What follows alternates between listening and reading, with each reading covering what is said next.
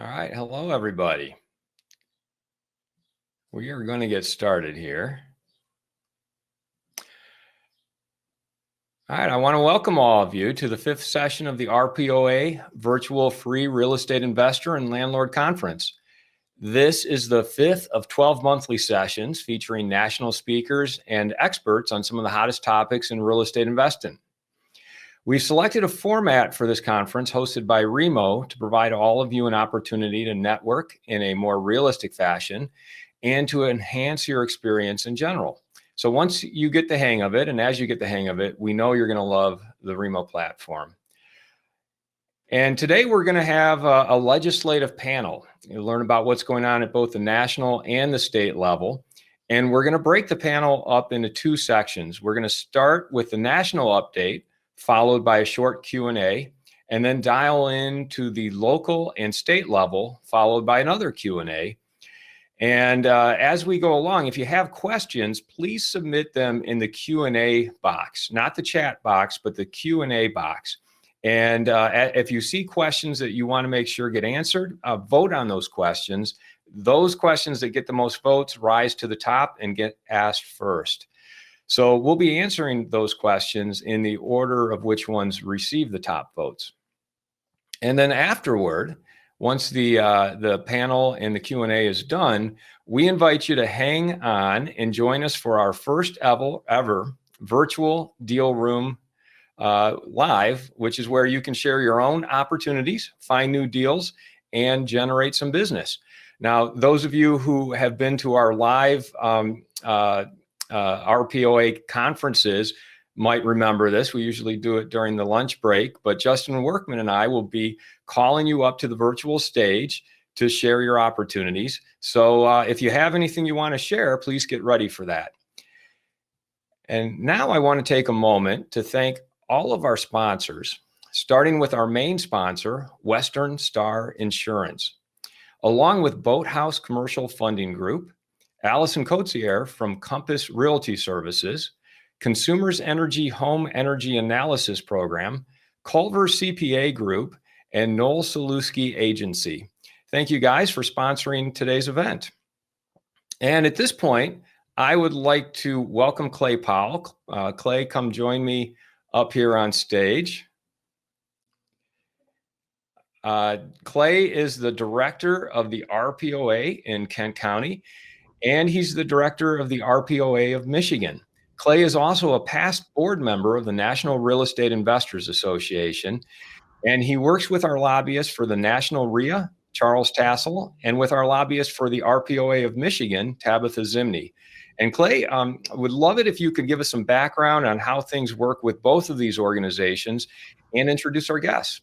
Hey, sure. Appreciate it, Brian. It's great to be here. Looking forward to what both Charles and Tabitha are going to say today. Just kind of a little bit of background about how things work. Many of you probably know that if you're a member of the Rpoa here in Grand Rapids, you're also a member of the National Real Estate Investors Association, which is based out of the Cincinnati area. And of course, that comes with a lot of bonuses. The big one we're going to be talking about today is that that's the group that lobbies for us at the national level. And Charles has been there for a long time. I think it's about as long as I've been here at the Rpoa, almost 20 plus years. So Charles is very experienced and really looking forward to having him and hearing what he's got going on. So there's Charles. I'll say hi, Charles. Yeah, and we also have a close relationship with the Karoub and Associates in Lansing area, and today he'll be joining us. From there will be our lobbyist with Karoub Associates, Tabitha Zimny. So hi, Tabitha. Good to see you. So how it works basically for us is we have issues that we feel need to be taken to the national level. We'll go to Charles and say, hey, this is what's going on locally here, if this may be able to be handled at the national level. And of course, Charles communicates back to us things that are going on, and we report those back to you folks.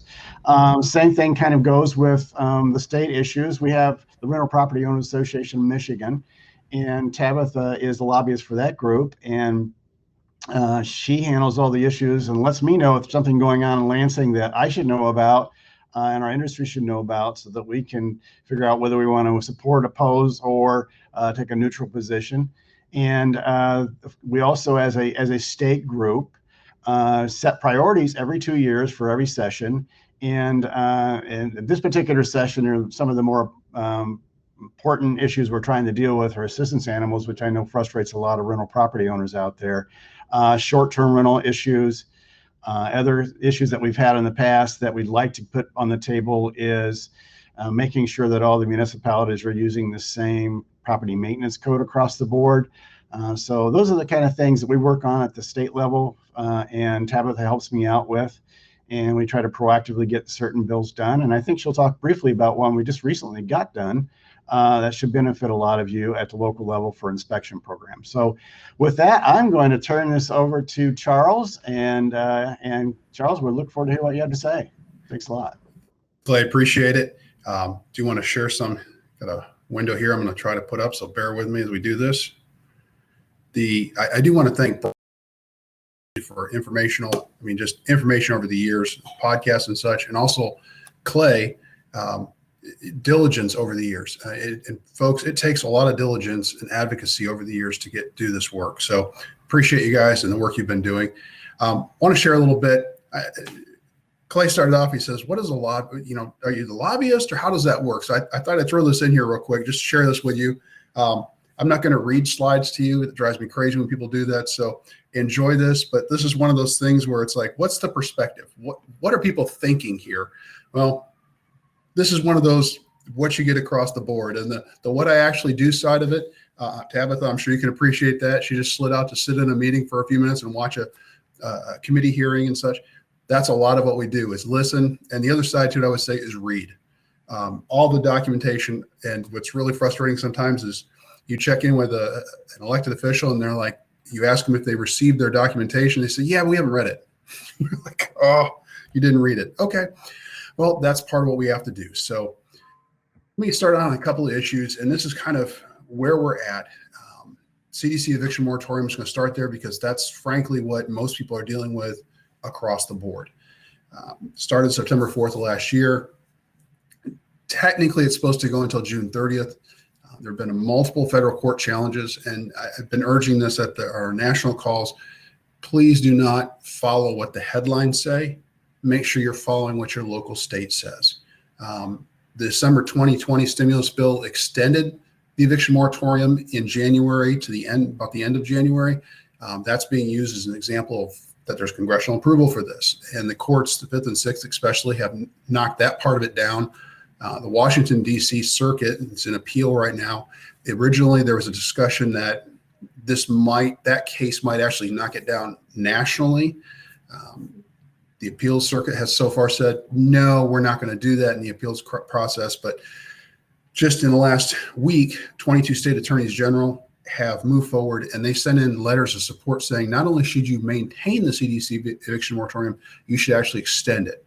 And I think that's very relevant. And the beginning, this is most likely going to go until September 30th. Please hang on. There will be more court battles. This is going to continue on. And even if it is knocked down at the federal level, there are still going to be state levels issues that we have to deal with. In fact, I mentioned that 14 states have them in place. At one point, we had a high of 42 states and then additional municipalities that had eviction moratoriums in place. Most of those have basically said, we're going to follow what the feds put in place, and we're going to follow that to make sure that we're consistent, because it's harder to strike it down. Now, the difficulty is if the federal case is struck down, it lays a precedent to strike down the state level or the municipal level, whether it's Southern California, up in Minneapolis. There's a number of areas where these cases are mounting and growing. So a number of them are going to be expiring soon. If the CDC does extend and the administration extends the moratorium till September 30th, which is what they've kind of been talking about since taking over in January, that's more than likely you're going to see some of these other states expand or extend their eviction moratoriums as well. So having said that, and this is kind of that parallel, FHA and the foreclosure moratoriums. Now, on the bottom, you notice I put on there about zombie houses. If you keep an eye out on our website, we do some news aggregation on real estate investing today. One of the things we've noted is that zombie houses are skyrocketing.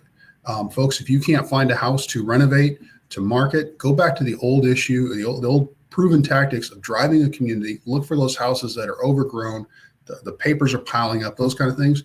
There's zombie houses sitting out there. Track down and find out who owns it before it goes to that whole, gets in that foreclosure morass.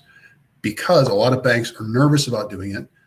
The FHFA actually extended the eviction or the foreclosure moratorium till the end of September, which again was actually partnered up with the eviction moratorium for the end of June. So again, another parallel that we believe the eviction moratorium will again parallel with the foreclosure moratorium and be extended till September 30th. So hang in there and take advantage of the opportunities of those zombie houses out there right now, because let's face it, in a tight housing market, you got to find something that's available, drive those communities and find those zombie houses. Part of the boots and suspenders approach to the eviction moratorium was rental assistance. And I put it down here to make sure you understand there's emergency rental assistance 1 and emergency rental assistance 2. Emergency rental assistance 1 was the $25 billion that was passed in December of 2020.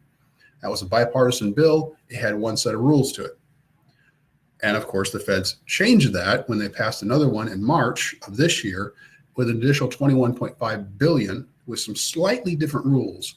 And what that means though for you is if you have residents who couldn't qualify under the initial $25 billion, they may yet qualify under the $21.5 billion. So keep an eye out for that. The initial grants showing right now, and again, some states are moving forward, some are not. There's a link on here. Take a look at it. Again, if you go to Real Estate Investing Today and just type in rental assistance, this comes up. This is a great little graphic, and it takes you to the local and state level where the funds are coming through, so you know who to apply through. And if you've got a renter that's behind, you can assist them in this. One of the concerns that we have is there are some areas, Miami, Chicago, and Illinois especially, have been very slow to get their programs in place. All the states are up and running, including localities. Basically, anybody who had more than 200,000 in population could apply. And the feds literally went through and said, here's how much money, this is how it's dispersed. Those areas received funds. Some of them did not have programs in place. So they were scrambling to put the programs in place. Some of them used best in practice, best in class. Other ones said, hey, we're just going to make this up on our own. So make sure you follow up with them. And one thing I'll encourage you, if you're having trouble with it, reach out to not only your state level representatives, representative or a senator, but also reach out to your congressman, because your congressman can follow up with the FAQs that Treasury has put out as guidance on how these are to be expended, and can then talk to that local municipality and say, hey, are you guys using this? Then they have to justify it to a federal authority. And once that kind of federal authority light shines on them, kind of like the eye of Sauron starts to look at them, they say, oh, we're going to comply with the FAQ. And it may help bring them in line a little more. So keep that in mind. Since we're talking about things that are coming, this is kind of a future. And it's a future, but if you remember pre-COVID, there were two efforts that were going on, both the anti-eviction efforts with that little book that's out there. Please don't buy it, just rent it, look at it from the library on evictions. And it was, I won't go into that detail now. If you haven't read it, it's worth reading, and it may cure you of insomnia or give it to you, one of the two. But the other aspect is affordable housing. Both of those, of course, have picked up tremendous steam during the COVID period. And a couple of things that you're going to see, one of them is right to counsel. Right to counsel is, instead of supporting a resident who is in need, and typically it's between $300 to $500, depending on the region, that a family, that $300 to $500 bump, and typically it's a medical issue, it's an auto issue, it's a temporary loss of work. So they may have lost a job, within a week or so they've got another job, but you know how that goes. You got a 2-week delay before you get a check. Those are the kinds of things that end up causing an eviction or necessitates an eviction. Right to counsel actually says, well, instead of helping them out with those funds, we're going to pay an attorney to go in and represent them to delay the process. And what they've shown is that, and this is something you'll want to, if you get right to counsel coming to a community near you, ask the question, do they actually resolve the evictions, or are they just delaying the results? And how much money is it costing to delay those results versus how much it would actually cost to get some eviction help for those families who actually need it and some rental assistance there. So that's one of the ways to address right to counsel. Again, we can either spend money on attorneys, or we can actually and delay an issue, or we can actually solve a problem by actually getting funds to the family that needs it. A couple other things, security deposit alternatives, and I understand you guys are dealing with source of income as a protected class there. If you've ever looked at, and for everybody who knows this, you participated in a housing choice voucher program. Folks, it's complicated. In fact, 68% of property owners across the country, once they actually have participated in a housing choice voucher program, will not do another housing choice voucher program. 68%. That speaks to the problem with the housing authorities and HUD and how they administer it, rather than the program itself, or as far as being where the funds are coming from. There's always the option that people will say, well, this is a contract, guaranteed money. No, you're not. We know that. A contract is a contract. It's only as good as you can enforce. And when you're dealing with enforcing with HUD and their abatement process, and depending on the housing authority, that can be very complicated. So 20 states currently have source of income as an issue, and 106 municipalities are dealing with it across the country right now. So ways to address that, go after it, make sure you're in there talking about fixing the problem rather than the symptom. I do want to mention screening limits. This is an issue that when you're limited, we all want to be risk averse to a certain degree. How can we limit those risks? And screening is one of the best ways to do that. New Jersey just passed new screening limits. There's limits on how much you can background checks, criminal background checks, credit checks. Those are the kinds of things that are out there. Nevada just actually the governor vetoed a bill that was coming forward. That's a good thing. But these screening limits, and you'll see them coming not only at the state level, but at the municipal level. So just a heads up, keep an eye out for that and be ready to address that. And asking the municipality, would they use these same screening limits for hiring their employees? And if they won't do that, then why should you be required to do it for housing? On affordable housing aspect, remember this, there's a couple of things that are out there. They range from the cancel rent issue to really a full government housing. And I think you'll see in the administration's proposal on infrastructure, government is a major piece of that. We're talking multi-billion dollars. $1.9 trillion deal. So just want to mention those things coming, and they may be able to, if you are at a local level and be a stakeholder and communicate with the municipalities, you may some of that government housing or assist in it, especially when it comes to redevelopment. Those are some areas that they're really focused on. Again, right to counsel. There are several states that are doing this already. I do want to just mention to you, ask very clearly, is this something we want to do and delay with attorneys, or solve a problem and do rental assistance? So change in administration means a change in rules and regulations. Marcia Fudge, former congressman from Cleveland, is now sworn in as HUD secretary and beginning right away with some new rules. One of the rules is the affirmatively furthering fair housing. This will be an issue that is going to be just one of numerous that is going to be a change from old administration to new administration. You're going to see a variety of changes along those lines. And the last line there I want you to kind of look at, it says, HUD intends to undertake additional rulemaking improvements. There are a variety of rules that they're planning to address. These are things that we're going to be reaching out from a grassroots level and saying, please reach out to your congressman and reach out to HUD. And there's a process to actually send it in through our voter voice, where you can say, hey, here's our concerns. Here's, please do this or please don't do that. And as we get that comment period opens, we will be reaching out to everyone to say, please consider sending in this kind of statement, because those statements do help and it does weigh in. HUD will consider those, so be prepared for seeing some comments along those lines. On a positive side, Section 8 reform has been introduced. Again, it's in the Senate right now. And again, this is bipartisan. They're working on some bipartisan pieces in a companion House. And I will say, over the last year, especially with COVID, Congress hasn't been able to meet as nearly as much. And what happens with legislators is when you're not meeting with people, and there are very few people as relationally based as elected officials. They like to meet with people. They want to meet with people. That's where they get their energy typically. So when they're not meeting, the other side, whoever that is, becomes something of a stereotype, and it's easy to attack, and it's easy to kind of, well, I'm not working with them. But when you're working together and you're actually in office together and you're seeing each other on a regular basis, there becomes much more camaraderie and actual ability to work together.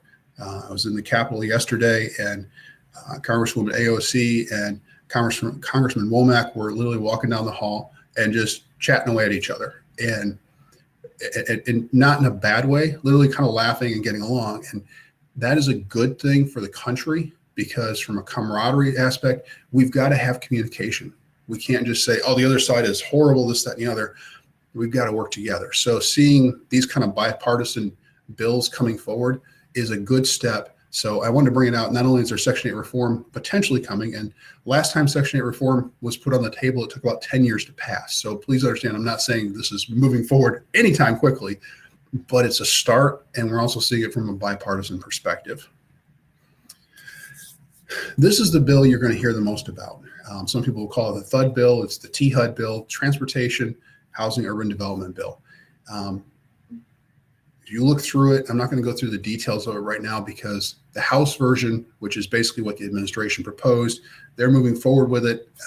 It does have green aspects to it. It has a variety of housing pieces to it. It has a variety of low-income housing focus, billions and billions. And one of the questions that comes up, as they say, used to be a few million here, a few million there. Pretty soon we're talking about real money.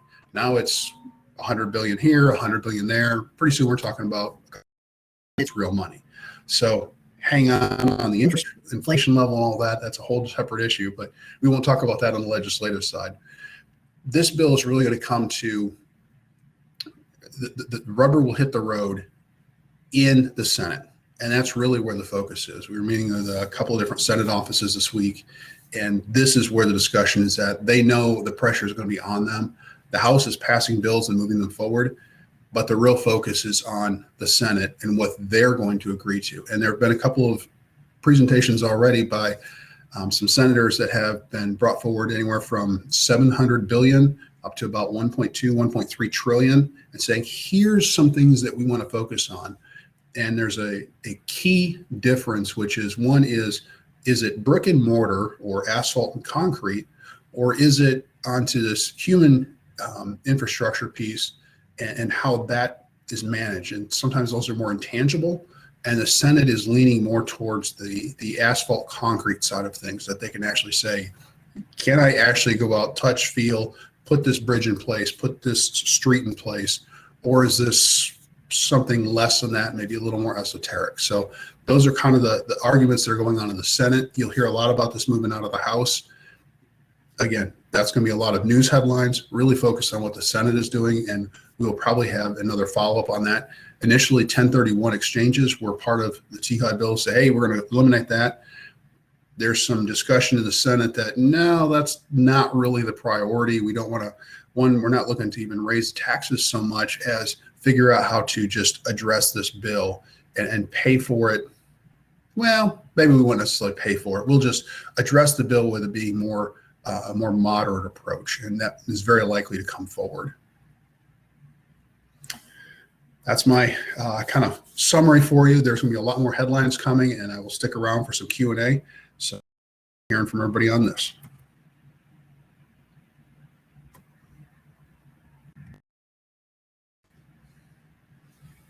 All right, Charles, thanks so much for sharing that. It was an excellent presentation. So we do have some questions in the Q&A here, and I want to remind everyone, if you have questions, please put them in the Q&A section, not the chat. And if you see questions that you want answered in the Q&A section, vote on it so it rises to the top. But let me start with the first one here. Okay, this person had a Section 8 housing advisor tell them that Section 8 did not fall under the protection of source of income. This person disagreed with that advisor and is wondering what your thoughts are. The whole issue of source of income as a protected class is typically focused on Section 8 housing or housing choice voucher. So I'm not sure who that, how that's delineated. It will be determined really on what the law says. So each law as it's brought forward can be different, whether it's the 20 states or the 100 plus municipalities. It really depends on what their law says. Okay. The next question is, how can we work to stop the stereotype that all landlords are rich and multimillionaires? Our business deals with the landlords all over the country, and the vast majority are just normal people.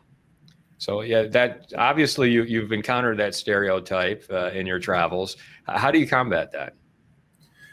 Honestly, one of the best things we can do is, and this is, I'm going to take people out of their comfort zone, but those mom and pops, that small owner who has a couple of units, they have to be willing to talk to a reporter. This is what we're doing. We've had some really good stories come out with COVID because unlike in a large REIT that may own thousands of units, there's not necessarily a personal relationship there. Whereas in, if you've got 3 units, you know who they are, the people there, and typically their lives a little bit. So this is one where we can share stories of, hey, we worked with this person on rental assistance. We were able to help them get the rental assistance. Those are stories at the local level that can be shared. Reporters love those. I know they always talk about if it bleeds, it leads. But these are kind of stories that people are really hungry for, and the news doesn't always have a way of finding them. So I would encourage you at the association level, when you have those kind of good stories, if you're a smaller owner and you've been able to work with somebody, 6 months of lost rents and your payments, and they got some ERA come in, please get that out as a story, talk to a local reporter and share that. That's how we overcome this as an issue and a stereotype. And then Charles, I just want to ask a follow-up question. I mean, you're talking to our representatives at a national level all the time. What is the sentiment you are hearing from them? I mean, how do they perceive landlords and rental property owners? So the numbers, there's percentages that kind of come from all over the place. Nationally, 50-55% of property owners that are renting and are typically have 1 to 3 units. I mean, it's not some, hey, I've got 60 units, 100 units, which we would go, okay, maybe you're larger, maybe you're smaller, but it's really in that 1 to 3 units. I rented out the home I left, and a lot of this is one of the interesting things. A lot of elected officials fall into that category. They have 1 to 2, 3 units. I know of council members that have 3 units, 7 units, and they do not wear that out on their sleeve. They don't talk about it, but they're already involved in it. And as you're doing your government affairs and your public relations, having 1 or 2 of those who are on a council or a trustee, a state representative or senator who can say, well, yeah, that's not really the stereotype, because they can talk about it back in caucus. They can talk about it from a peer-to-peer perspective and share, look, I really do need some more screening information. This is why. And they can share it behind the scenes.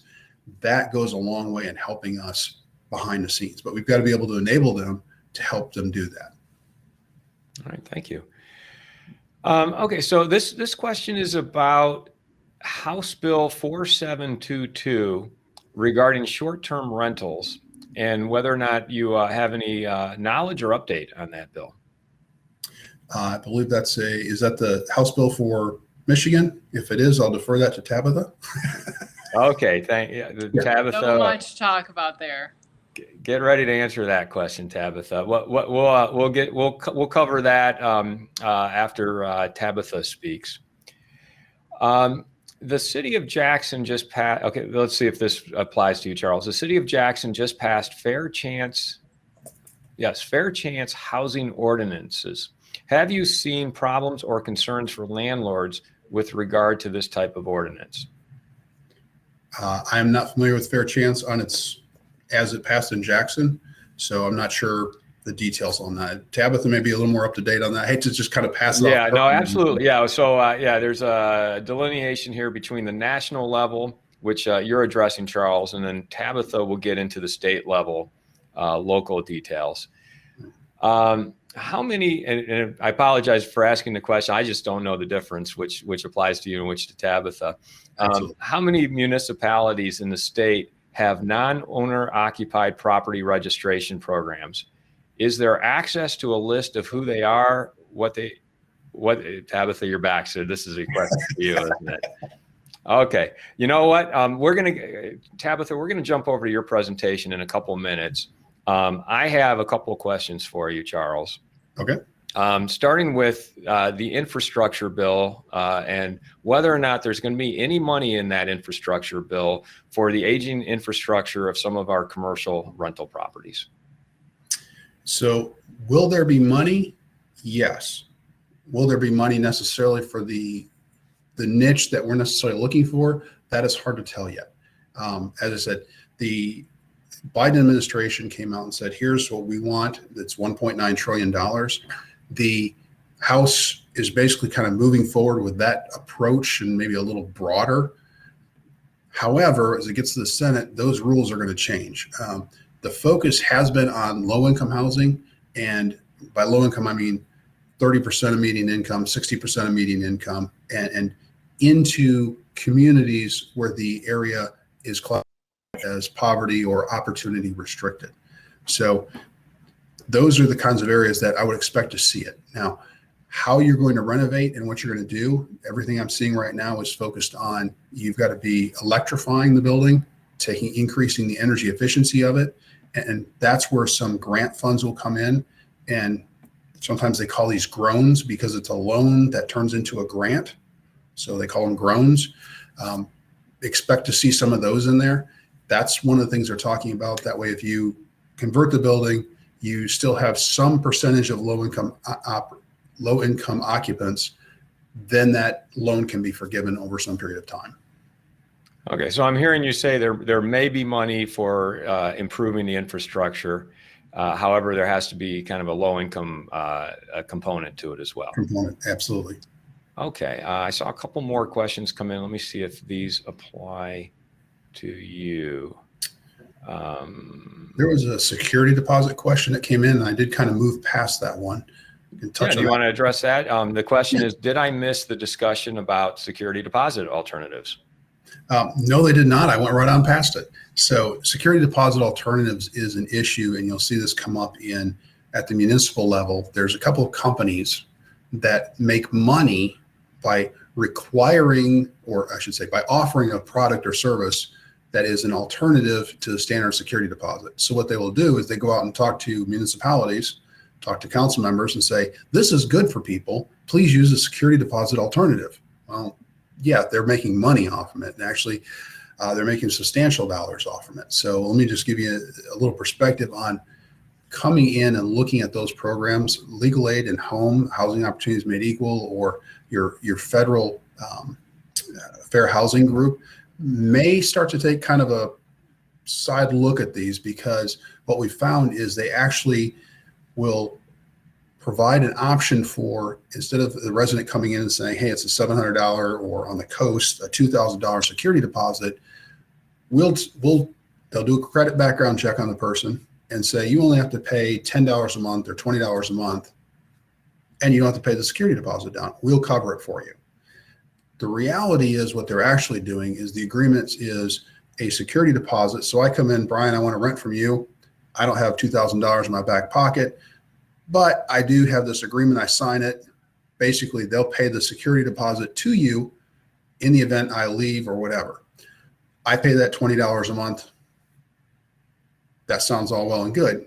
What they don't tell you is you're not actually paying down that $2,000 a month. You just keep paying that. So in some of our communities where it might be a $500 security deposit, if I lived there for 5 years, I'm paying that $20 a month every month for the whole time I lived there. And when I leave, if there are any damages or any issues, that company will pay you as a property owner and then turn around and come back to me and say, oh, you had $350 worth of damages. You have to pay them. How would you like to do that? Even though I've been paying this $20 a month the whole time. Usually at a time when I'm moving and need to get another security deposit, and they will give us reasonable rates. So credit card rates of anywhere from 20 to 30% interest. It sets up a cycle of poverty and dependence that these companies then make a lot of money off the people who are stuck in them. What is that called? What is that program called that they're offering that you're referring to? Security deposit alternatives. There's a couple of companies out there that do them. Some of them do a good program that really does a bond. Other ones just do, for example, Rhino is the one that I'm most familiar with. They actually came out and said, hey, here's how we do it. They were one of the ones that were actually pushing legislation. So just FYI. Okay. I think there's one that just came in that applies to you. Let me ask this question and you tell me if it applies to you, Charles. Do we need to be low-income landlord? Do we need to be a low-income landlord to have the assistance? What happens if in the assistance form, the tenant doesn't fill her part? And how do we know that the tenant already has applied for it or that they might cheat on it?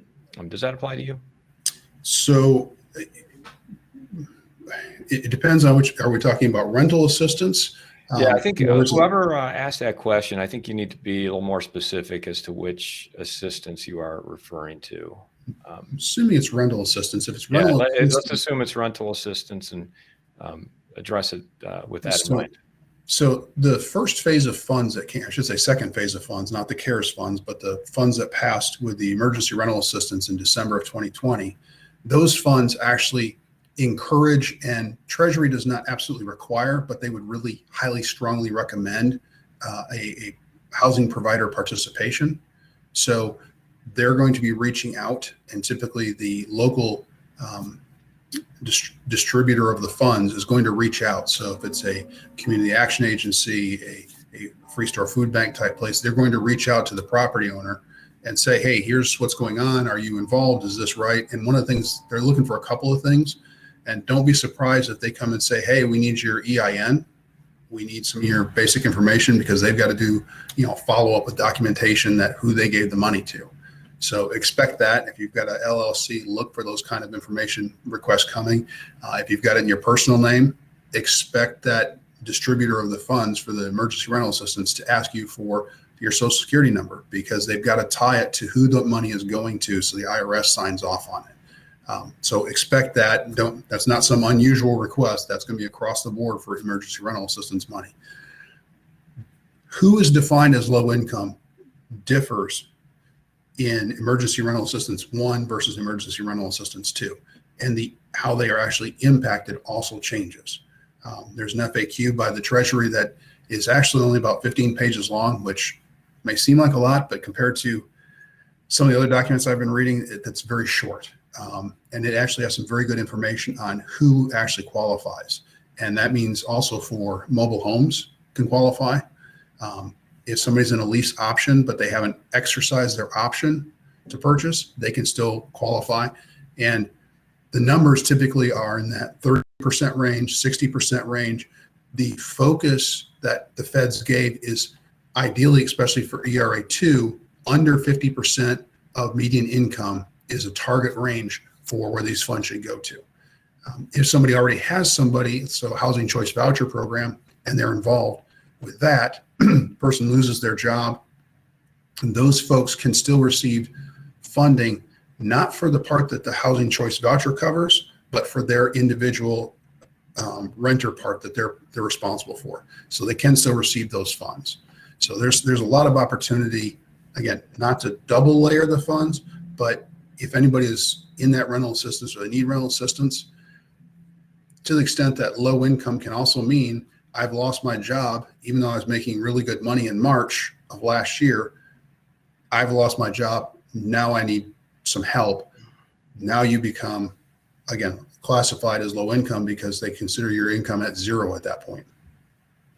All right. Charles, thanks for answering the questions. We're gonna go over to Tabitha here in a moment, but I want to thank you for the presentation and answering our questions in detail. Are you able to stick around for the bigger Q&A after we hear Tabitha's presentation? Absolutely. And looking forward to hearing Tabitha's comment and answer some of the questions I couldn't. So, all right, thank you very much. fantastic. Well, Tabitha, bring yourself up on stage here, and Charles and I will excuse ourselves, but thank you for sharing your information with us today.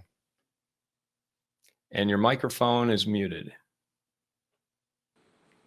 Seems to be my thing today. There we go. Okay, All we can right. hear you. Thanks a lot. Absolutely. Okay, so I've got a lot to run through, and you guys have already beaten me to the punch with knowing about the short-term rentals, as well as many of the other bills that are out there. I wanted to highlight some of our achievements. As Clay said, I am a partner with Karoub Associates, and I have been here for 19 years. If I've not seen you all before, and on my screen I can't see anyone, but I am actually a former landlord. I grew up in the city of East Lansing. My parents owned rentals. I painted 100 houses by the time I was 10, and learned how to do all the maintenance on them. And then my husband and I owned several properties ourselves. So I know it, lived it, breathed it. Love the real estate industry, love rental property. Think it's great for what it does for the city, and really believe in our value. So want to highlight Senate Bill 16, which of course I forgot to write down the public act, but passed on May 20th. Senate Bill 16 was a bill that we have tried for about 4 years now, but it is a qualification of ownership cap. Basically, we were noticing in the city of Pontiac that there were, when you transferred a property from an individual, so Tabitha Zimny, to Zimny LLC, it was triggering as a change in ownership for inspection and registration purposes. That felt very much unfair and not in the true spirit of the registration and inspection process at that city level. We started to see this as something that crept up around the state as well. So we went to Senator Zorn and talked to him about the issue, and he was able to reintroduce a bill that actually got vetoed last year. And we were able to work directly with the governor and the governor's office to build this as part of affordable housing, a way, as long as we are not transferring actual ownership and that property has been inspected within the last 2 years under the same owner without flaw or severe consequence, then that property did not need to be reinspected upon transfer to an LLC, which of course, as you all know, LLCs offer greater protection for landlords when owning rental property. So that's been a huge success. It has, we were able to work with the governor's office, like I said, to make sure that this is a way that we don't have to pass those costs on to the tenant, and we were able to keep rents at a reasonable rate. The governor's office agreed, thought it was a good idea, and did sign the bill on May 20th. Had a 90-day enactment date, which means on August 18th that goes into effect. So that one we've been trying for years, and it was great to see that one move right along and not get vetoed again. A lot of work went out and a lot of grassroots efforts on that, as well as testimony through the legislative process. I'm going to piggyback on some of the federal discussion and talk about rental assistance. We have been watching supplemental. We're pretty much the Oprah of supplemental in the budget process. You get a supplemental and you get a supplemental. We have a unheard of amount of money at our state level, $12 billion this year, in excess of what our normal amount is to spend. So last year we had been working with the governor's office, DIFS, MISHDA, everyone on the eviction moratorium that was done. We worked directly with a gentleman by the name of Sam Buchalter, who is at that point the policy advisor on all things housing, and worked very closely with him to develop that eviction moratorium and then sort of steps beyond it, including the rental assistance. the EDP eviction diversion plan and sort of startup of the, not even startup, but utilizing the HARAs, the housing area resource agencies throughout the state as resources for the EDP in order to get that money to landlords quickly. The new iteration after the beginning of the year, when more COVID money flowed into the state, was the SARA program. And I'm chock full on my acronyms, so all I can remember is it's the rental assistance, or COVID emergency rental assistance. We have appropriated around $240 million of that rental assistance. It was about a third of the SARA program rental assistance, but it was enough to give MSHDA $60 million in order to enable all the staffing that was necessary to make sure that money could go out and flow through the HARAs as well. It was also used to set up an online portal for landlords and tenants to qualify or register and qualify for that assistance. The Senate Bill 37 appropriates the remaining $378.3 million in SARA funds.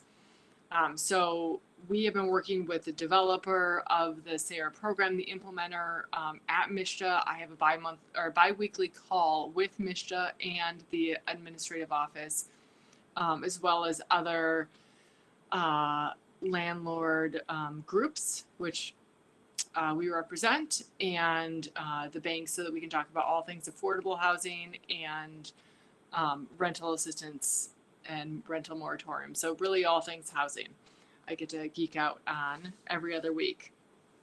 That remaining amount of money should be appropriated within the next month. So since it's gone to the governor and was enrolled, we are going to see that move through. Her sign it. It's been an agreement with the state budget office that the legislature did. In the greater budget scheme, I could go on for hours, but I will not bore you all with that. We are still at an impasse, and the House and Senate are trying to work together to figure out what their targets are, as well as working with the administrative office so that we are able to move forward on budgets and get some certainty for both schools and other community-based programs and statewide programs. Probably not by July 1st. Probably need those words, but we had a budget deadline of July 1st. It looks like it's going to go till September 30th. The deadline's going to be moved, and we do expect that the budget will be negotiated this summer. Targets will be evaluated and put out by the end of this month, so that we'll have something to work toward. Now, all of this is happening, and this is prime budget season right now. It will go through, the legislature will likely break around the 4th of July, take a few weeks for in-district work, come back during the summer, and if the budget is still outlined, which I do believe it will be, there will be some committee work done there. There are several committee chairs who would like to meet periodically through the summer to handle some larger behavioral health issues, as well as other policy endeavors. But for the most part, summer is sort of our light time. We do have a full-time legislature, but they're not in all the time. The Tuesday, Wednesday, Thursday of normal session during the summer. They'll return early September, late August to get back rolling on all the policy work. So on that policy work, we've got a couple things I want to quickly run through, and then I want to get into the good. I think it's all good stuff, but short-term rentals, which I think is of great interest to this group. We have been working with the Housing Coalition. The Housing Coalition is a grouping of municipalities, bankers, realtors, local tenants' rights groups, landlord groups, property managers, really everyone pertinent to housing, as well as the chambers, to develop sort of the low-hanging fruit of affordable housing, or attainable housing. We're looking at, and the governor is crafting her global, along with the lieutenant governor, their housing plan, because this has been a very big issue that's been percolating for the last couple of years, and there needs to be a very direct strategy in which to both increase housing, the amount of housing that's coming on, or rehab for housing or other incentives to make sure that our housing stock is adequate for the population needed. So there's a number of bills that are actually up in the Senate, and the Senate today on third reading. I checked earlier; they had not passed yet, but I do believe after I jetted out of the Senate, they did in fact pass. So I say this as they're on third reading, but I think that they've already passed. And it's an employer housing tax credit, Attainable Housing and Rehab Act, which makes it it sets the Attainable Housing and Rehabilitation Act to any pertinent housing in those or that needs rehabilitation can qualify for a tax credit. There is a write-up I can get over to Clay and he can get out to the group as follow-up. And it is a big descriptor of all of these items, but I don't want to go into great detail on all of them. The Neighborhood Enterprise Zone tax credit has expansion to any residential property it was like in only a specific neighborhood enterprise zone. It is now globally accepted, or the bill would propose that it is expanded to any residential housing rather than just commercial. Pilots for housing for payment in lieu of taxes, for rehabilitation counting for that, and other residential facilities exemptions. So again, this housing coalition is really just a package of tax incentives for rehabbing current housing. The home builders who have spearheaded this entire package, some of their talking points are that we need an average of 30,000 houses built to keep up with the need for housing in Michigan, and those aging housing, because COVID has done a number on the housing industry. It has certainly made it very expensive to build, or at least with lumber. And it's made it so that everyone can sit in their house and look at all the things they want to change. So construction crews are not readily available. Small housing rehab projects are sort of last priority, and it goes for who can pay the most. We're hearing this throughout the state from a number of different parties, legislators and home builders alike. So the home builders, anticipate that we have a need of 30,000 houses per year built. We're averaging about 15,000 houses, so half of what we need.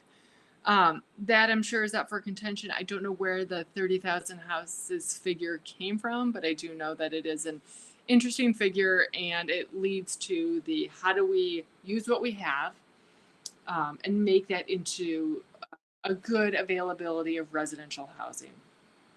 On that vein, we've been working with LEO, Labor and Economic Opportunity, the department, to look at what's happening with commercial real estate. And I know that there's a lot of commercial investors here as well. But commercial real estate, we're seeing as the remote working is becoming a more accepted policy. Even in Lansing, there was an article out yesterday about how Lansing is shrinking its footprint real estate wise, or the government is shrinking their footprint real estate wise, and what that's doing for commercial housing right across the state. Or not commercial housing, but commercial property across the state. So getting creative, looking at what other states are doing. Are there ways that we can turn the malls into medical centers, or how can we get creative on using some of these businesses that have gone for good or switch to just online only to be housing opportunities? So that sort of is in the works, and be happy to talk about that more and hook anyone up with those relevant parties, because it's just sort of percolating right now, but has not come to any sort of formation of plan. My anticipation is that there would be significant tax credits for those conversions of commercial property into residential housing. Another bill that's come from the Uniform Commission, National Commission on Uniform Laws, is the Assignment of Rents bill. It basically creates a uniform assignment of rents, and it allows a lender to collect income from rents or leases derived from mortgage property after the mortgage has been defaulted on. So It protects the lender against situations where a borrower is continuing to collect revenue from a property but is no longer making mortgage payments, and allows that lender to, in fact, collect the payments from the renter themselves. We are working on this bill, House Bill 4799, 4800, and we are working with both the sponsor and the the National Commission on Uniform Laws, so that we're able to answer a number of questions and make sure there's an opportunity for the landlord to collect that rent and redeem that property. If the lender, in fact, is the one who collects it, then it is not, or the tenant has to pay double. It's not likely that the landlord has an opportunity to then collect it. So it's just one of those things hanging out there that I wanted to let you know that we are working on. Another one coming through that we expect to be introduced in the next couple weeks is lead paint inspections, and it's, sorry, not inspections, lead paint package. Originally, this contained a paint tax as recommended by the Lead Commission on a number of groups that we've been a part of as Rental Property Owners Association of Michigan for the last 15 years. But we are looking, and actually I spoke with a representative last night, Rachel Hood out of Grand Rapids, is just got word that she was or is going to be granted $15 million of the ARPA money, the federal COVID relief package money. 10 million of that will go into the Michigan Saves program, which will offer grants to owners of property who want lead paint remediation. So one of the issues has just been that there's the CHIPS program through DHHS and the My Saves program that offers these remediation grants, but there's just not enough money to meet the need for lead remediation. And as we've seen, a lot of lead remediation needs to happen still in owner-occupied homes. So that's what this 15 million is going to do. 5 million is going to go through DHHS and look at low-income property that's owner-occupied and driven from sort of the DHHS level. We will see there's a number of other bills talking about making sure that our lead-based paint threshold is that of the CDC, which it isn't here in the state, but this has been a bill that's been introduced for the last couple of years, and we've wholeheartedly supported because we already have to follow it from the CDC. So it's great to see the rental property groups coming out in support of something like that. We have worked on this and moved this from a lead paint only inspection bill to continuing the rental inspection, because nothing really different is done. If there is concern at a normal rental inspection, it is handled there rather than having to fund a new program that would allow a whole nother separate independent set of inspections for housing. Clay mentioned before emotional support animals. This was a bill that went forward last year, but didn't believe it was vetoed. And it was to create some protections for the state. It was vetoed because the Department of Civil Rights came out against it. Department of Civil Rights is the smallest agency within the state, and they get the majority of their money from HUD. They believe that the bill as written was expressly against HUD laws and HUD recommendations, and therefore HUD had said, if this goes through, we will cancel funding to Michigan. Understandably, Civil Rights said, all right, we have to oppose this, even though we've been working on it with them. And so the governor vetoed it at the end of last year. We have not seen reintroduction yet because we're doing a little bit of we're doing significant work behind the scenes here. We are working with the Department of Civil Rights to see if we can craft that bill in a way that would allow it to fit within the HUD guidelines, which would allow a landlord to evict for finding out an emotional support animal was there. It would also, without notification, it would also allow the landlord to and create some requirements around what an emotional support animal designation has to be, who it has to come from, a health provider with proper training, that it has to be an established patient relationship. What we really want to get away from is the 30-second online portal of emotional service supportanimals.com that will issue anyone and every tenant an emotional support animal recommendation and certification so that they can get emotional support animal right then and there. We see that this has overall been an avoidance of paying for any additional rent for pets, and instead individuals qualifying them as emotional support animals. That being said, there's certainly needs for emotional support animals from tenants. We recognize that. We want to honor that. And by legitimizing the process into having to have a bona fide doctor-patient relationship, we believe that we are giving that opportunity to those tenants who truly need it, working with them, but making sure that those tenants who are just abusing this opportunity are no longer able to do so. I anticipate that we will see that sometime this fall. Work on the bill continues. Behind the scenes, I think we'll get a bill introduced this fall and work that through the process. We are in the first half of our 2-year legislative process, which means that it does not end until lame duck of 2022. So we have ample time to work through a policy bill. We're not sort of up against a deadline.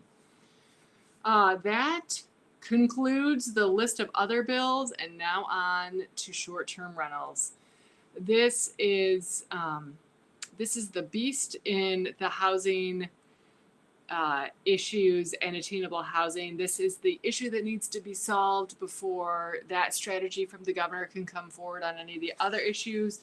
The reason being is that we're hearing from municipalities, we're seeing lots of other areas around the state that affordable housing is an issue, workforce housing is an issue, because in these highly tourist areas, a lot of that property is being purchased for short-term rental purposes. It's certainly a lucrative industry, and it is grown like crazy in the last 5 years. So how this started 6 years ago, and this is one of my personally favorite issues to work on. But several years ago, 6 years ago, in fact, Spring Lake and Grand Haven entered into a lawsuit brought about by a property owner on the allowance of using their home as a short-term rental. Grand Haven and Spring Lake, and I think it was Spring Lake that started this, zoned them out of certain existence in specific areas, zoned or qualified it as a commercial use of property, a commercial use of residential property, and that it wasn't allowed in certain areas. Since then, the realtors have introduced a bill we call the ban on the ban. It is pretty much the holy grail of short-term rental bills all around the country. It is a preemption on local zoning for the purposes of short-term rental. And what it does is says that it is a residential use of property and it may not be treated differently than any other residential use of property. So any owner-occupied house is treated the exact same as a short-term rental, which in fact is going off of a Ohio court case that happened several years ago that qualified all rental uses as commercial uses of property. So this has been a huge debate. A bill was introduced for 2 consecutive sessions in the House by then Representative Jason Shepard, and he fought like hell for it. Unfortunately, was unsuccessful in getting it beyond committee. The Michigan Municipal League has been a formidable opponent of this particular bill, but in agreement that they do in fact need to make sure that no municipality can ban that use of property wholly, just zone it to control the purposes of areas. So the argument on the municipal side is that this is changing the character of cities, municipalities of all type, that large corporations are coming in and purchasing hundreds of properties.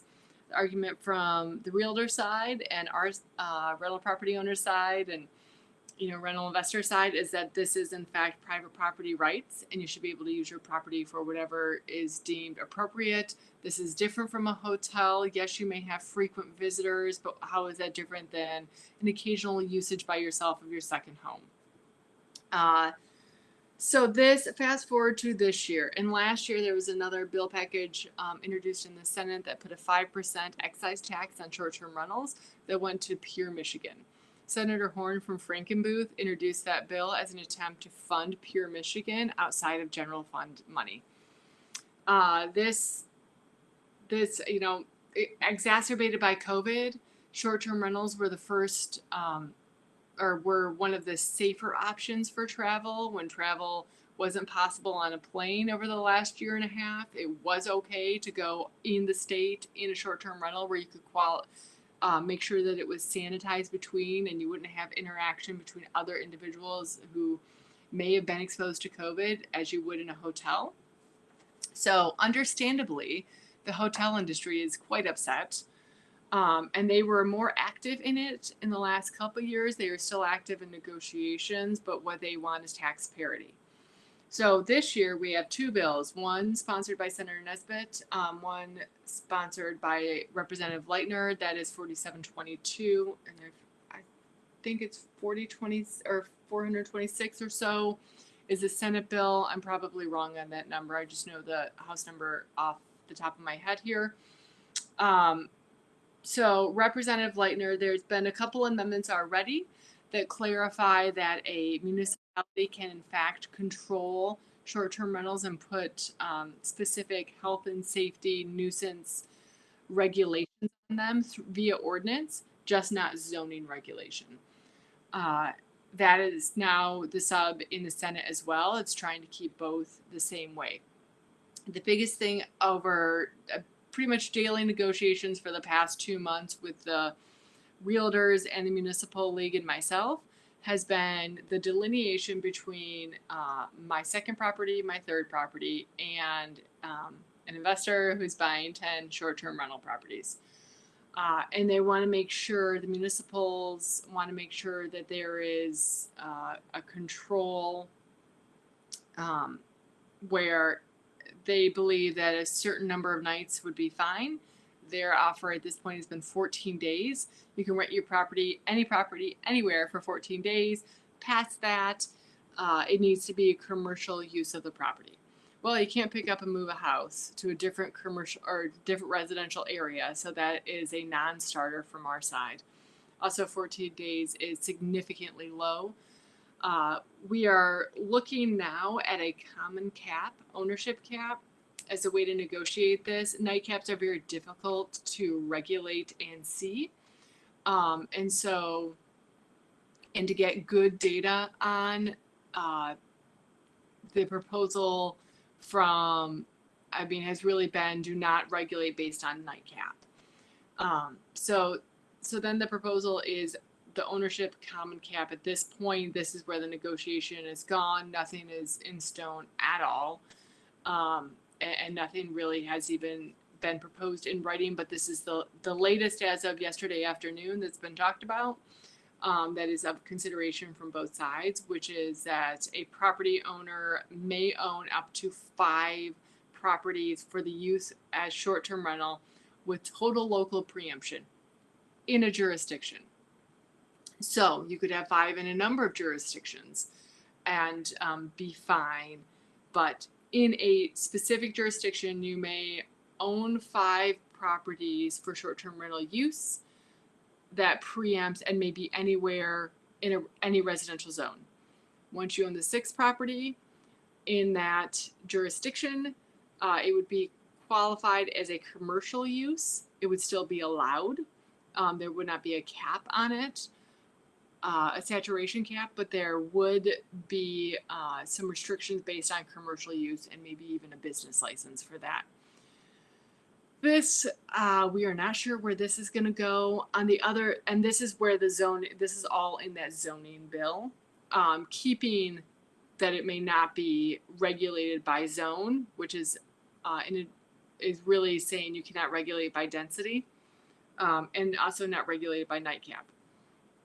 The next piece of this is the tax parity.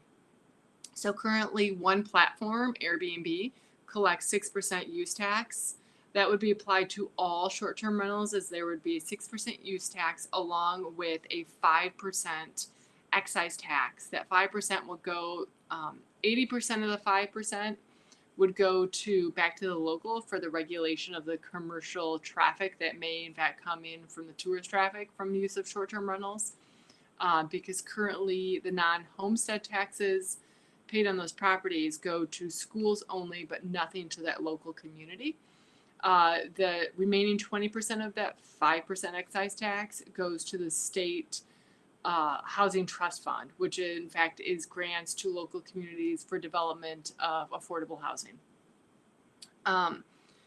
This tax parity is likely able to appease the hotel industry, hotel and tourism. Right now, they have band together with the unions, the UAW, ACLU, and come forward and have opposed the bill as written. So unless there's a tax parity bill, the Democrats will likely hold a caucus position, which means that this bill cannot get signed.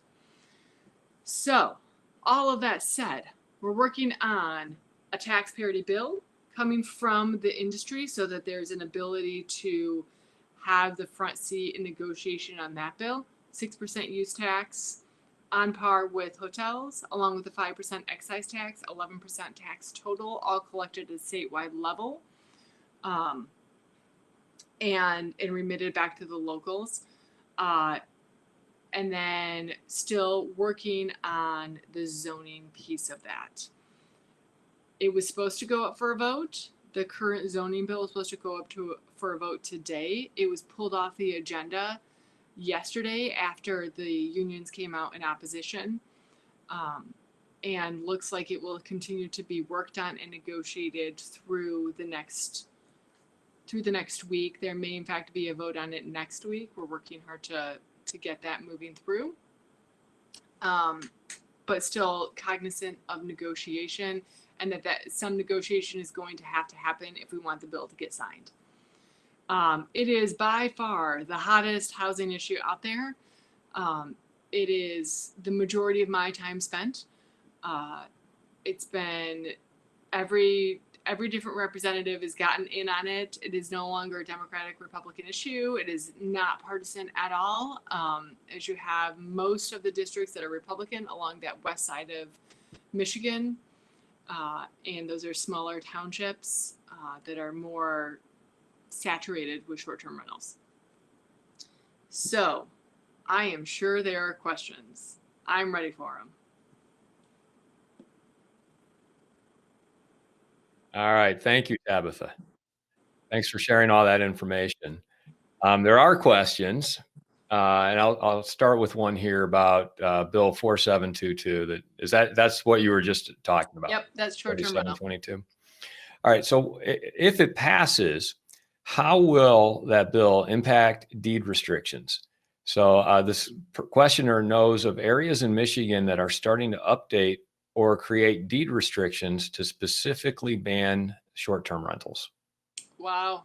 That's creative by those local homeowners associations or local properties that are updating deed restrictions. This would not impact, the deed restrictions would usurp this law. So deed restrictions are as local as it gets, right? It's specific for your property. And that is typically done on a covenant basis or a homeowner or homeowners association basis. This would still allow a homeowners association to ban short-term rentals overall. This bill 4722 would still allow that. So it's still going to be that very localized control. And your best bet on deed restrictions is to have some influence over that bylaw body in the homeowners association, or look at special use zoning to see if you can combat that. There's actually another bill, Marketable Record Title Act, and MRTA Nobody ever cares about this one, but it has to do with deed restrictions, and deed restrictions older than 40 years. There was an amendment to this statute I think 2 years ago. It expires in 3 more years, or it goes into effect. The amendment does, that says that deed restriction older than 40 years is just wiped clean, because there are a lot of very antiquated deed restrictions and records out there. And so if if there's going to be a deed restriction, it must be current in the last 40 years to maintain its base going forward. Okay. All right. And I want to remind people who are watching this, if you have questions, put them in the Q&A section, and you can vote on those questions so that the ones that get the most votes get answered first. The next question here is, how many municipalities in the state have non-owner occupied property registration programs? And is there access to a list of who they are, what they charge, and what the cycle is? No idea. It's a great question. Clay might be able to answer this one. Good, he's hopping on. Clay, you're muted. I click both buttons and it takes a while to click. I think it's easiest to say that almost all municipalities of any size in the state of Michigan have some kind of registration rental inspection program. The housing law of Michigan, until we made changes to it, used to mandate that every city of 100,000 or more must have a rental inspection program. That's why cities like Detroit, Grand Rapids, and those kinds of cities had one and still do. But also in the housing law of Michigan at that time, it said that any community, I believe it's 50,000 or more in population, that was contiguous to another municipality of 100,000 or more, also had to have a rental inspection program, registration program. So if you're looking at the Grand Rapids area, that would have included Kentwood and Wyoming. So they had no choice under the old housing law of Michigan. The good news would be in the future, the changes that the Rpoa of Michigan made just a few years ago was that the inspections are no longer mandated by locals, but locals can choose to do them or not do them of their own free will. So that also would suggest that if I believe that Laura is from Jackson, if the city of Jackson were to decide to do away with their inspection program, they would have no problems doing that because the law no longer requires it at the state level. There are a lot of townships, of course, that also have rental inspection programs. If they're 10,000 in population or greater, they must follow the rules of the housing law of Michigan when it comes to the rental inspection programs. Fortunately or unfortunately, I guess a lot of smaller communities do not have that, and usually the local building department, whoever would be involved with that, new construction, would deal with any kind of complaints on rental properties, but they don't generally have some kind of registration or inspection program. So I think that's kind of long and short of it. I don't have a long list. The other part of the question was, where can I find out what the rules are? Best thing I can say that is go to those municipalities, search on their ordinance, and look under rental inspections, rental housing, et cetera, and try to dig into it and find it out. All right. Thanks, Clay. Tabitha, so why does it take so long for the MSHDA CERA, CERA, that's COVID Emergency Rental Assistance Program? Mm-hmm. Why does it take so long for that money to help tenants pay their back rent? And why does the CERA portal not work? And what can you do to fix that? Okay, so great news. I have a call at 3 o'clock today. I will absolutely bring up that the CERA portal doesn't work. My guess is, and they've been trying to move that money out quickly, but my guess is that they're waiting for appropriate checks, like that the tenant has in fact had a COVID hardship. So what we've seen is there's a massive amount of fraud in these programs nationwide, and they want to make sure that it's going to the most needed individuals first. So if there's qualifications for COVID hardships, that has to be vetted before, and usually it's a link to UIA. And UIA system is tragic.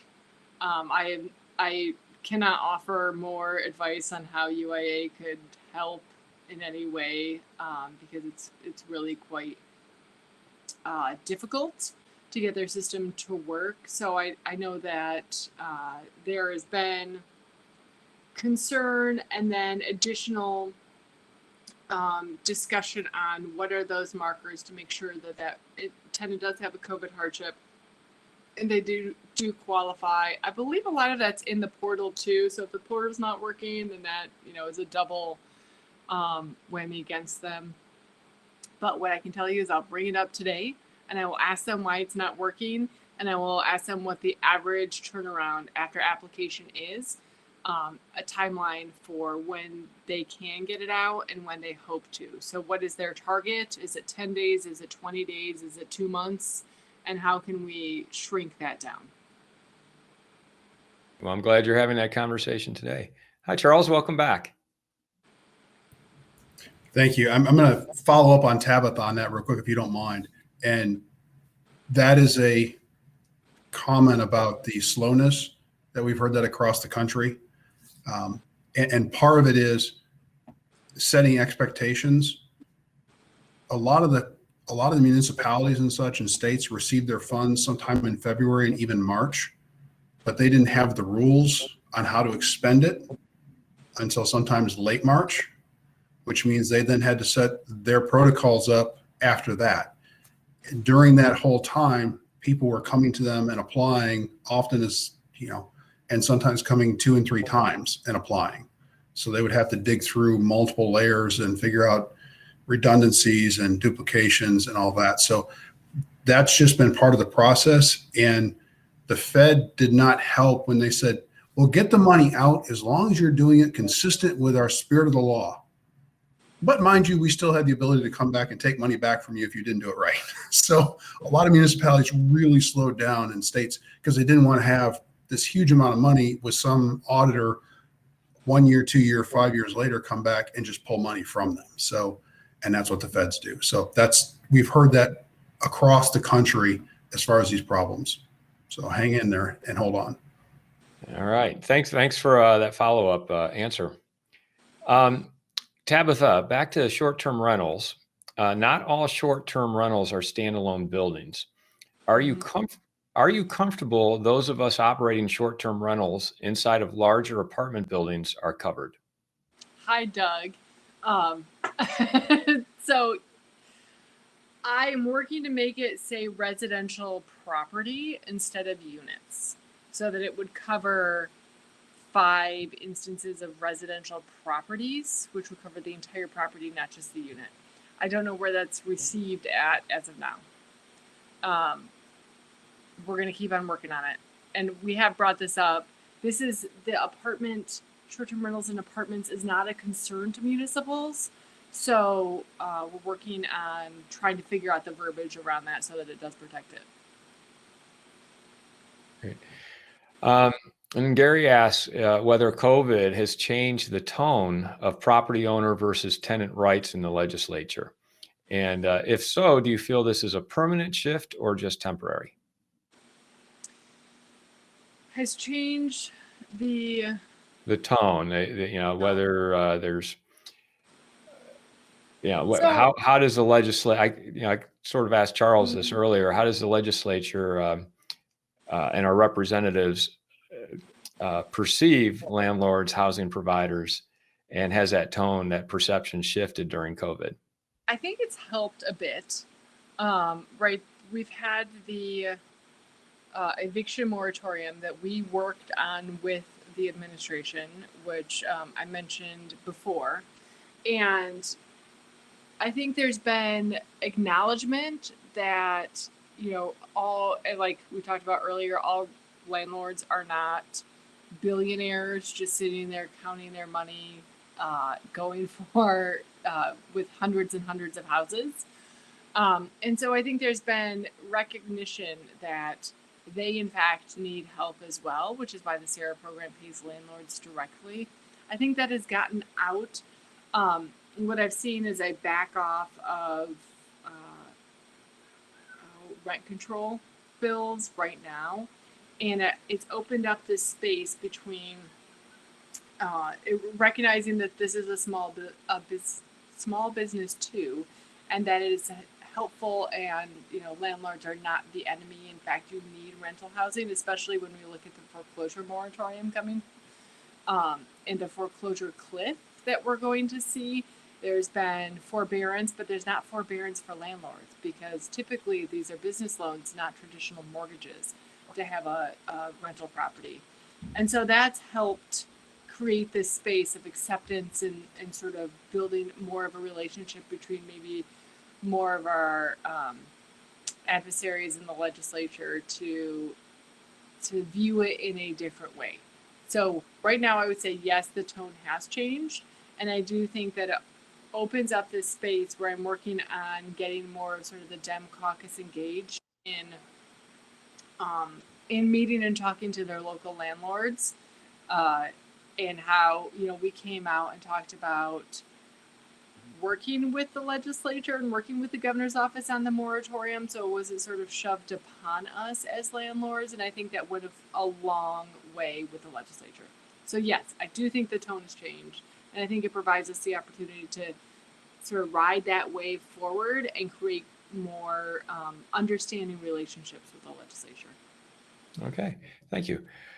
So Jeff asks, in regards to the Section 8 voucher program, why does the landlord have to get a local inspection from Grand Rapids and also a state inspection? The inspections are exactly the same, other than the Grand Rapids charge. We have tried to work on this, and actually MML has said we will work on it with you. But now I never get to do this. I'm totally going to punt to Charles. This is a federal thing. So what municipals say is that my inspection as this municipality is way better than the HUD inspection, and HUD has to accept either the local inspection or we have to go the other way. But now these guys are gonna take it away. Yeah, so I'm just going to give you, so you know where the law actually stands in the state of Michigan. Within the housing law of Michigan, it actually says that a municipality can choose to use the HUD inspection as their inspection for rental property. However, so that puts it back to the local basis. So if you want to fight really hard on the local basis to have that done, Grand Rapids, for instance, could change. They could say, yes, we will accept that. We have failed thus far, honestly, with those conversations over the 20 years I've been here, to get City of Grand Rapids to accept that. They have all different kinds of reasons. Their main reason is they don't think that the HUD inspectors are competent, so they need to be in there instead. So that's where it is kind of from the state level. And as Tabitha mentioned, we, as the RPOA of Michigan has over the years attempted to negotiate that change, make that happen. So Charles, what do you have to say about all this? Clay, I think I'll just reiterate. I think you're exactly right on that. The housing authority is required by HUD to have an inspection. One tactic that may work is, especially as we come up on tighter HR issues and tighter options for inspectors, or fewer of them, if the housing authority would actually, based on their rules, again, what their guidelines are, and those are HUD guidelines that they're stuck with, if they could contract with the city to do some of those inspections, you might be able to bypass it and get a 2-for-1. But again, that takes the housing authority saying, hey, we don't have enough inspectors, but we'll contract with the city to do it, and that can get past your issue. That I believe that has been done. I've heard of it. I can't give you the exact city and state right now, but that may be one option for you. I also want to add too is that one of the other arguments that municipalities have used is two different codes, maintenance codes. So HUD uses a different one than what the locals do, and the locals typically use the International Property Maintenance Code. So it kind of plays into why the RPOA of Michigan wants the International Property Maintenance Code to apply across the state. Because then, Charles, I would come back to you and say, okay, in the state of Michigan, why don't we ask HUD to use the International Property Maintenance Code so that across the entire land, all the code will be the same for everyone? And that removes the argument of Michigan then of the local saying, well, they don't use the same code. Well, we could say, well, no, HUD's code is the same one that you're currently using. So it just then it throws it back to the whole who's doing the actual inspection itself. Right, and that's one of those areas where getting into Section 8 reform and what the HUD has it is, and again, I'll mention it this way. over 60% of the staff at HUD is past retirement age. 60% past retirement age, which means they're staying on with this institutional knowledge, and this is how we've always done it, by golly.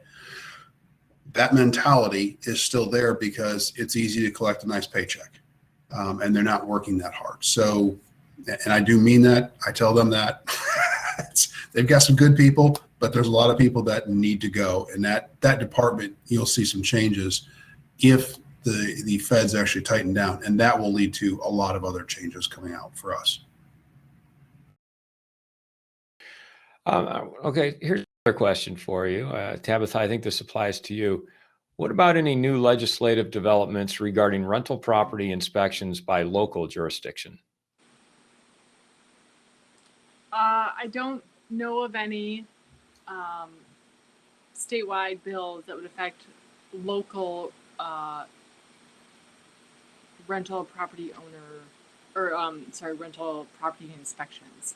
We have done significant work on the housing law in Michigan to amend that to, like Clay mentioned before, to make it optional, inspections being optional.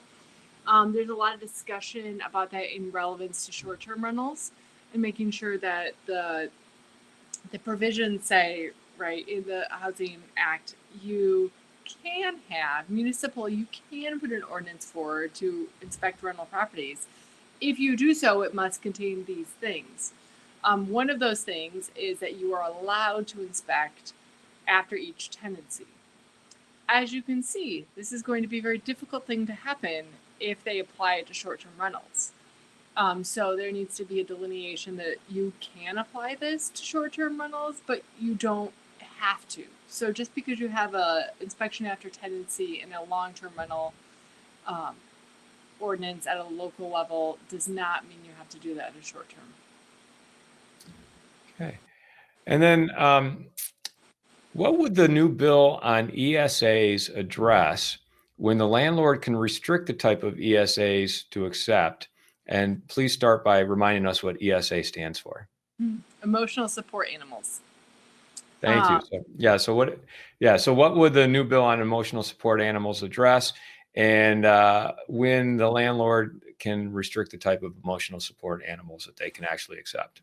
I don't know if the landlord's going to be able to restrict the type unless it goes along with the HUD guidelines.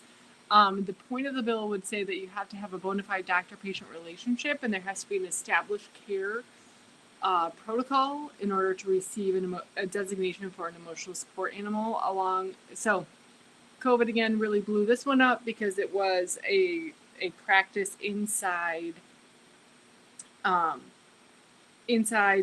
Michigan. Like, you had to have a practice inside Michigan, but with the advent of telehealth and that really opening the floodgates over the last year and a half as being a way to communicate with your doctor effectively and efficiently, that can't necessarily be a provision any longer. So the point is to not allow internet designation without cooperative discussion with a physician, put some provisions and restrictions or penalties really along the physician. Like, if you're a physician just handing out emotional support animal designations, 200 a day, there's no way that you can in fact have adequate communication with the patient to determine whether that's appropriate.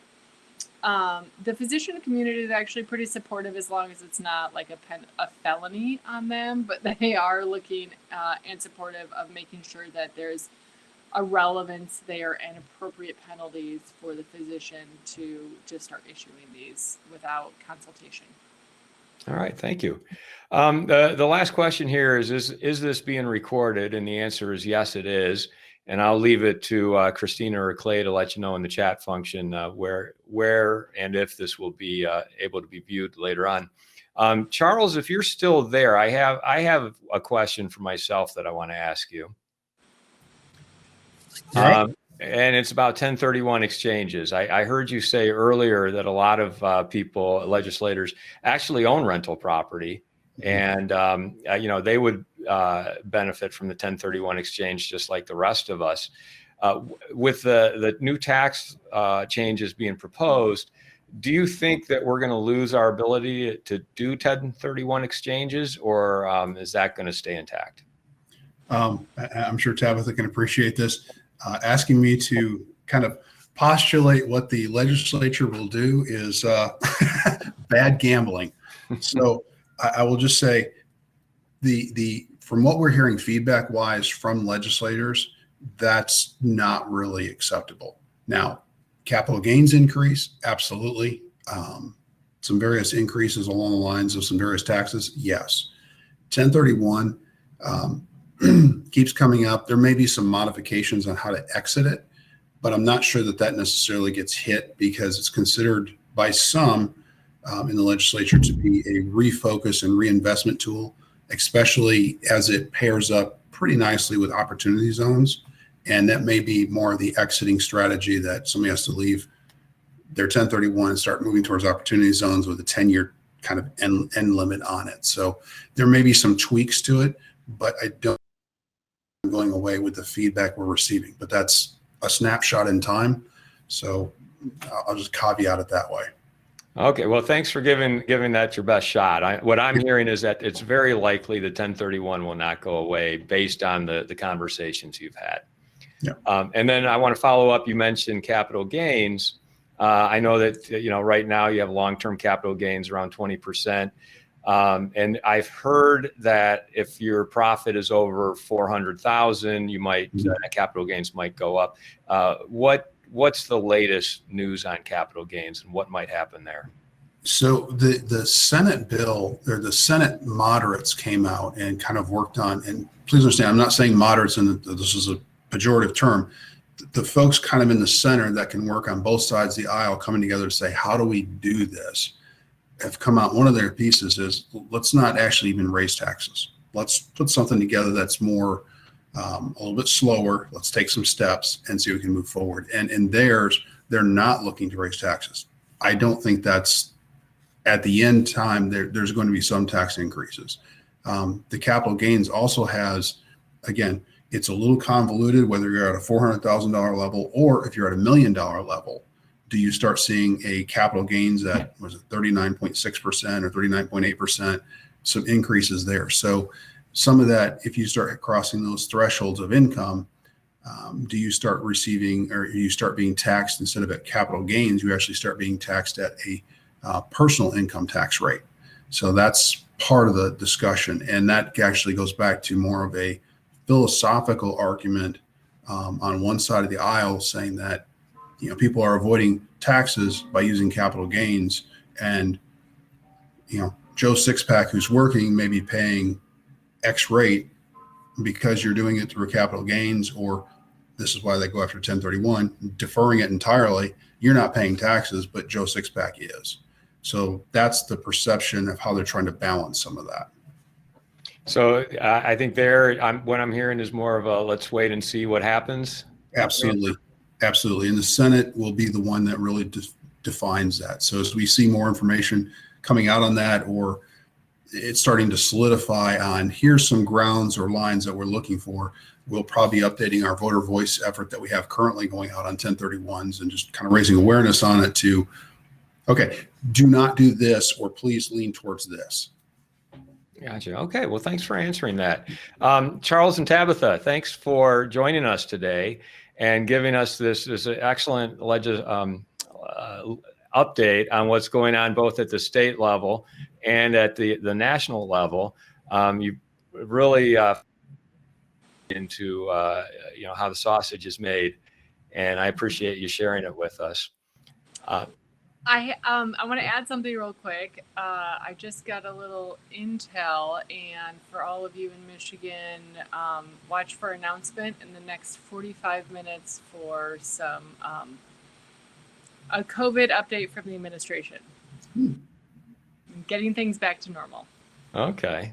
And any sneak peek there as to what might I'm not at liberty to say, but I think it only can make people smile. So. Okay, good news. Well, that's a great note to end on. Thank you for sharing that. And we appreciate you guys attending today. Thank you very much, Brian. All right, thank you.